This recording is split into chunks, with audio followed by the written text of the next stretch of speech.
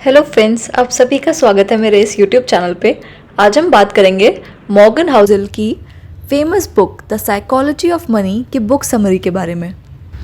तो intro start होता है बहुत ही खूबसूरत सी स्टोरी से, जिसमें से एक पर्सन का नाम होता है रोनाल्ड और दूसरे पर्सन का नाम होता है रिचर्ड। जो रोनाल्ड होता है वो एक रूरल बैकग्राउंड से होता है। अपने लाइफ के 25 साल उसने एक गैस स्टेशन पे अटेंडेंट की तरह गुजार दिए होते हैं और कुछ 17 साल उसने एज अ स्वीपर गुजारे होते हैं। 38 की एज में एक छोटा सा घर लेता है और अपनी बाकी की बची हुई ज़िंदगी उसी घर में निकाल देता है। बट अपने मरने के बाद छोड़ जाता है कुछ $8 मिलियन। कोई लॉटरी नहीं, कोई इनहेरिटेंस नहीं, बस कुछ सेविंग और पेशेंस, जिसने कि रोनाल्ड को एक केयर टेकर से एक फिलैंथ्रोपिस्ट और मिलियनेयर बना दिया। दूसरी तरफ होता है पर्सन बी, जिसका नाम होता है रिचर्ड। उसके पास वो सब कुछ होता है जो कि रोनाल्ड के पास नहीं था।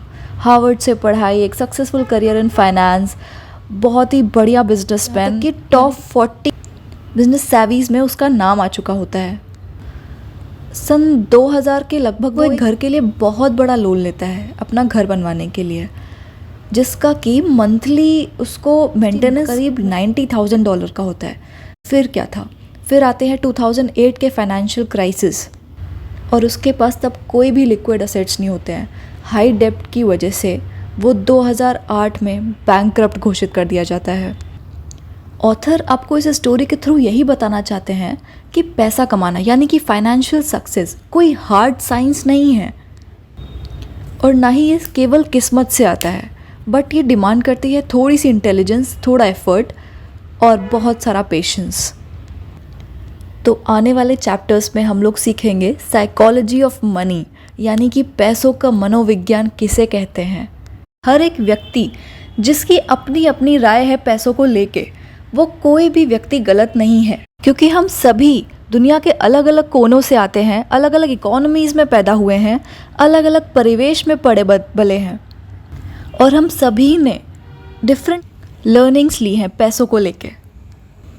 तो अगर कोई एक व्यक्ति पैसों को इन्वेस्ट करने का कोई एक तरीका सही समझता है, तो ज़रूरी नहीं है कि दूसरा व्यक्ति भी उसी तरीके को सही समझे। इसको कुछ इस तरह भी कह सकते हैं कि हो सकता है कि अगर आपके पर्सनल एक्सपीरियंस पैसों को लेके जो कि 0.0001% है of what happened in the world, यानी कि दुनिया में जो हो रहा है उसका, but they may be 80% of how you think the world works, यानी कि आप क्या सोचते हैं कि दुनिया किस तरह से काम करती है। लक और रिस्क का भी एक बहुत बड़ा वेरिएंट होता है आपकी कामयाबी में। जैसे कि बहुत से लोग नहीं जानते होंगे कि Bill Gates, the owner of Microsoft, he went to the only high school in the world that had a computer. मतलब पूरी दुनिया में सिर्फ इकलौता ऐसा हाई स्कूल जिसमें एक कंप्यूटर था, यानी कि अगर बिल गेट्स उस स्कूल में नहीं गए होते then there would have been no Microsoft as well. इसका मतलब कहीं ना कहीं लक का भी बहुत बड़ा रोल होता है। तो हम कभी भी जब स्पेसिफिक इंडिविजुअल्स के बारे में पढ़ते हैं तो या तो उनके साथ बहुत अच्छा हुआ होता है या बहुत बुरा हुआ होता है। तो ऐसा नहीं है कि दुनिया में जो लोग मीडियोकर होते हैं या बहुत ज़्यादा सक्सेसफुल नहीं होते हैं उन्होंने उतने एफर्ट्स नहीं किए होते हैं, बट कभी कभी लक और रिस्क दोनों ही मैटर करते हैं। कहने का तात्पर्य ये है कि हम जब भी ऐसे पैटर्न्स देखते हैं तो हमें स्पेसिफिक इंडिविजुअल्स पे फोकस ना करके ब्रॉड पैटर्न्स पे ज़्यादा फोकस करना चाहिए, क्योंकि एक्सट्रीम पॉसिबिलिटीज़ लक की या रिस्क की इट्स जस्ट अबाउट 1 और 2%। सो इट्स बेटर कि हम एक कॉमन पैटर्न को फॉलो करें, क्योंकि जितना कॉमन पैटर्न होगा उतने ही ज़्यादा चांसेस हैं कि वो आपकी लाइफ में एप्लीकेबल हो। 1 और 2% के चांसेस आपकी लाइफ में भी एप्लीकेबल होने के बहुत रेयर चांसेस हैं।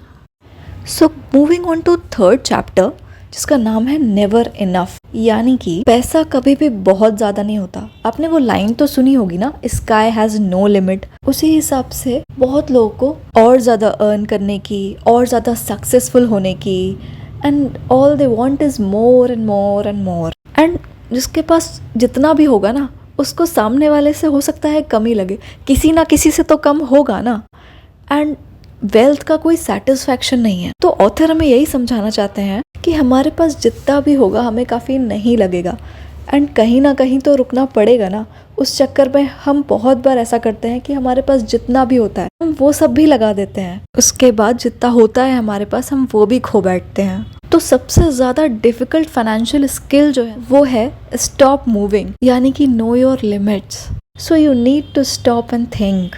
हमारे पास कुछ चीज़ें होती हैं जो कि इनवैल्यूएबल होती हैं, जैसे कि रेपुटेशन, फ्रीडम, इंडिपेंडेंस, हमारी फैमिली, फ्रेंड्स और हमारी खुशियाँ। और अगर आप इन सब चीज़ों को हमेशा अपनी लाइफ में चाहते हो तो सबसे ज़्यादा इम्पॉर्टेंट है कि आपको पता हो कि आपको कब रुकना है, क्योंकि आपको पता होना चाहिए कि आप इन सब चीज़ों को रिस्क पे डाल रहे हो। उस पॉइंट ऑफ टाइम पे रुक जाना चाहिए and knowing that you have enough now, यानी कि अब आपके पास काफ़ी है।